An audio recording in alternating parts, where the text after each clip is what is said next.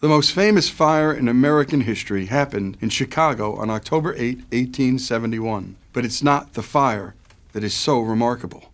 It's what happened afterwards. To understand why, we first need to know something about the city's history. In 1840, Chicago was a small town of 4,500 souls.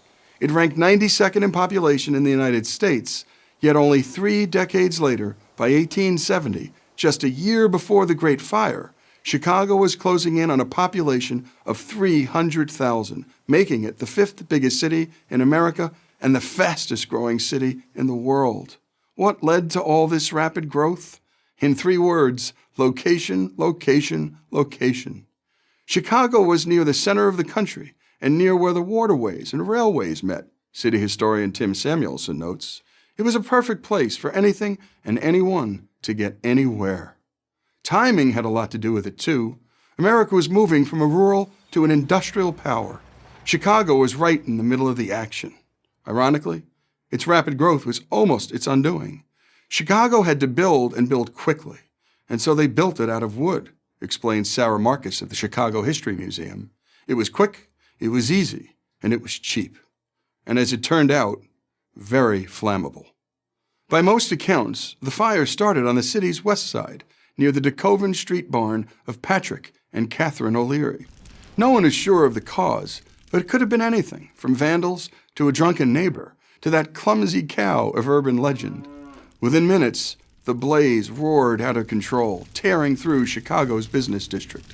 The fire was so hot, it created its own tornado of flame. By 3:30 a.m., all hope of saving large parts of the city was gone. Nearly 30 hours later, the fire finally died. The reason? There was nothing left to burn. The losses were staggering.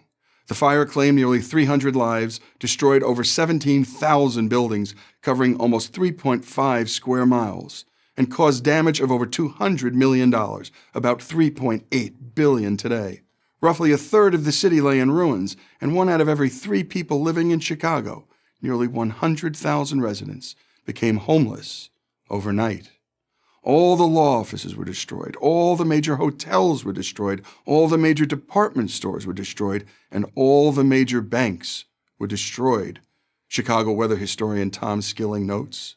In those days, there were no national or state agencies to help. Chicago was on its own. What was to be done? To most of Chicago's citizens, the answer was obvious. Rebuild. Make the city better than ever. Yes, there were many victims of the fire, but there was no sense of victimhood. Even before the bricks stopped smoking, the people of Chicago went to work. First, the damage had to be assessed. The death and destruction were obvious, but there were some major pluses as well. The stockyards and meatpacking plants had been spared. 2/3 of the grain elevators survived. And most importantly, the railway and rail stock escaped major damage. This was critical because it would allow shipments of building materials and private relief aid to come pouring in from across the country and around the world. The banking community quickly rallied. Within 48 hours, 12 of the 29 banks that had burned to the ground were operating in makeshift facilities. Merchants, large and small, immediately set up temporary shops. Local financier Henry Greenbaum sent letters to investment bankers all over the globe. This wasn't the time to give up on the city. It was the time, he told them, to buy in. Many agreed. Among them were creative young architects attracted to the nearly blank slate the city presented to them. They would raise a new city from a new product, steel. Their work, praised and copied all over the world, came to be known as the Chicago School. By 1890, only 20 years after the fire, Chicago's population passed the 1 million mark, becoming the 2nd biggest city in America.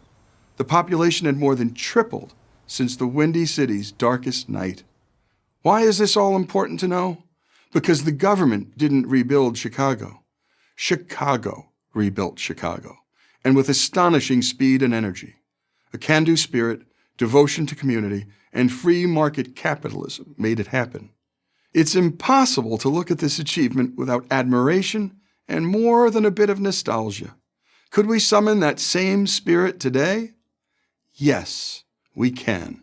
But only if we proudly retell stories like this one that remind us the greatness of America is not a product of government, but a product of self-government, empowered citizens pursuing their own best interests. I'm Lee Habeeb, host of Our American Stories for Prager University. Thank you for watching this video. To help keep PragerU videos free, please consider making a tax-deductible donation.